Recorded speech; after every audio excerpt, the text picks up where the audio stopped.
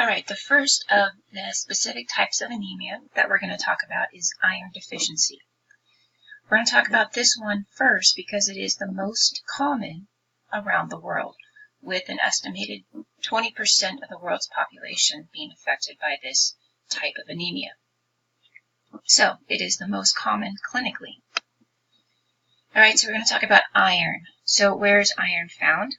This is a good figure here as a review from chapter 20 that shows the basically the recycling activity of iron.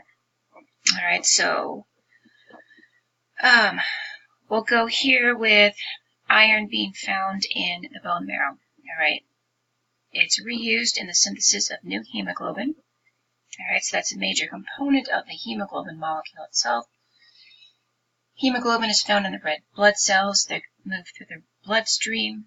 All right, they're there for about 120 days. And then you have the macrophages. All right, in the spleen, the liver, the bone marrow, that are going to naturally degrade these old and dying, damaged erythrocytes. Then the bilirubin goes to the liver to be stored. It gets secreted into bile. The iron goes to the liver to be stored. It can be released to go back to the bone marrow. It can be stored in the spleen. It can go back to the bone marrow. It can be bound to transferrin and go directly to the bone marrow without being released. So, where is iron stored? The liver, the spleen. Yes, those are active storage sites. It can be stored in the bone marrow and simply found in the bone marrow. It is found in macrophages. So if for some reason you were to lose a bunch of macrophages or they weren't being produced, there could be an issue with the stored capacity of iron. And then also in the intestinal mucosa, because that's where you're going to take in new iron. So what this figure shows you is that the recycling process of iron is actually very efficient. And because of that reason, we actually do not need to take in a lot of iron, all right, a lot of new iron,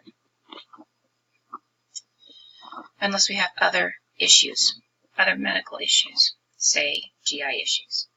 All right, so the pathogenesis of this process, you have inadequate iron intake, all right, that's going to result in, inadequate iron intake for a very long period of time, or you have inadequate reutilization of iron that's already present in the red blood cells due to chronic blood loss.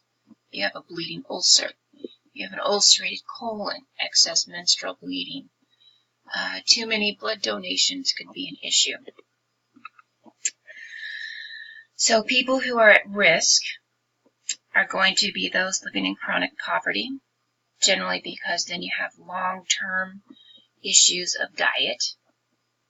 Women of childbearing age, which means they're going through the menstrual cycle. And then children, sometimes due to the issue of poor nutrition. Now, I think about poor nutrition, people who aren't in poverty may not really be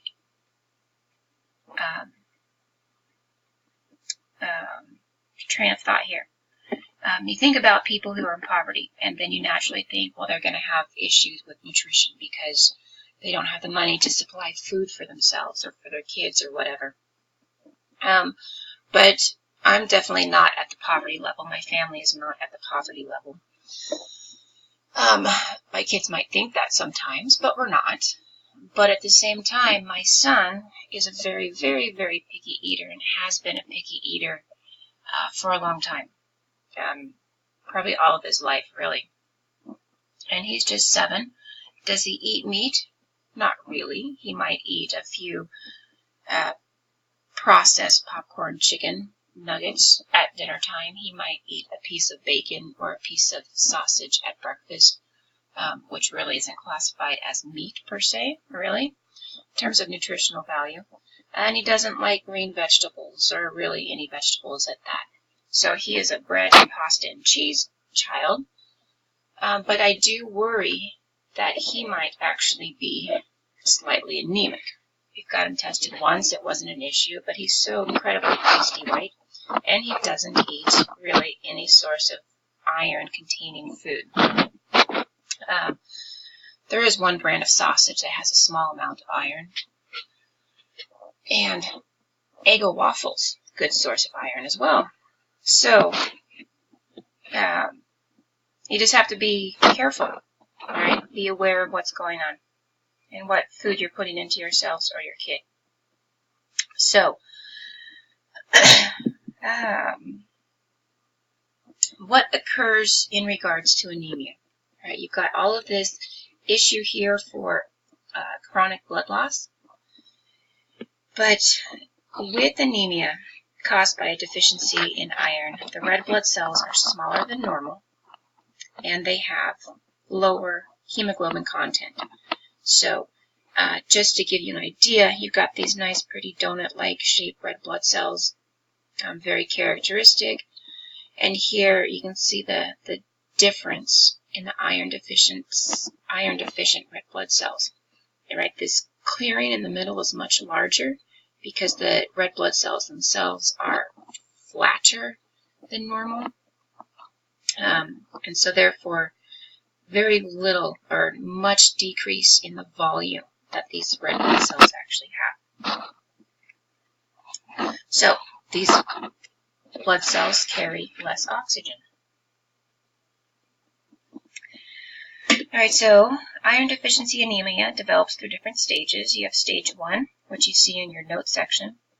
Iron stores for erythrocyte production and hemoglobin synthesis are depleted. Stage 2, there's a lack of iron delivered to the bone marrow, which creates the iron-deficient red blood cells. And then stage 3, hemoglobin-deficient erythrocytes enter the circulation. So that's just kind of basic.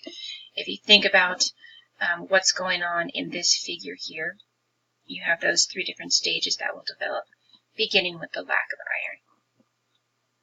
So iron, the clinical manifestations are just general anemia, but can also include brittle and malformed nails, angular stomatitis, dysphagia, gastritis, neurological symptoms. There can be numbness, paresthesias, headache, confusion, memory loss. Those are going to be in severe states and simply due to the lack of oxygen. And then in some cases, pica can develop. All right, so pica is a craving for non-nutritional material. It's not necessarily food, it's substances. So the big one is going to be chalk. You can have a whole bunch of different cravings. And chalk is just the big one, but it can be dirt, it can be paint, it can be, I don't know, paper, cardboard, hair I saw. So just different weird things. And it's not the cause of the anemia, but rather you develop this mineral deficiency with anemia, and that mineral deficiency causes a different appetite to develop. Alright, so enough time on iron deficiency. Now we have folic acid deficiency. This can also be called vitamin B9, and we get 100% of our folic acid from our diet. So really the major issue for the development of this type of anemia is going to be poor diet. Alright, inadequate diet. And I've got such as alcoholics here for 2 reasons. A lot of times if you are a true alcoholic, so I've heard, I actually thankfully don't have any experience with any alcoholics as close friends or family members. A lot of times individuals will supplement or not supplement, but drink alcohol, whether it's beer or whatever, instead of actually eating food, solid food. And so you have that issue. And if you're going to bars, at least this is what I've heard, you go to bars and drink beer, you get pretzels and popcorn, snack-like items instead of real food like salad and vegetables.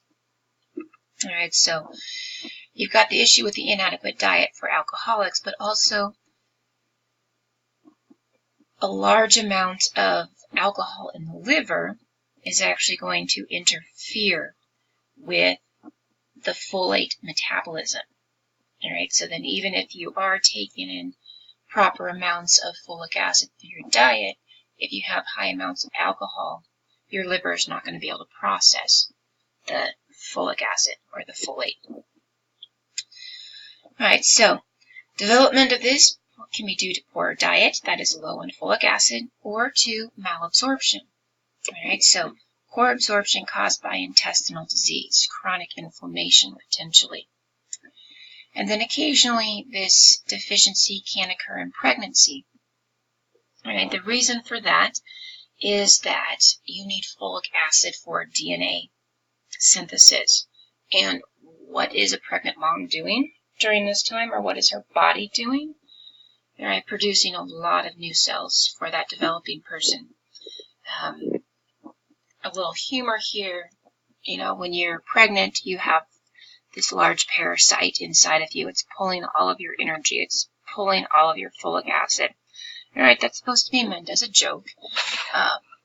But the mom can actually develop this folic acid deficiency because of that infant forming new cells at such a high rate. And so the pregnant mom needs to be aware of that and try to increase her folic acid intake. Usually this is just with a prenatal vitamin, as well as pretty decent diet is going to be sufficient. And sometimes, there are women who don't actually go on folic acid or prenatal vitamins, and their child is going to be fine.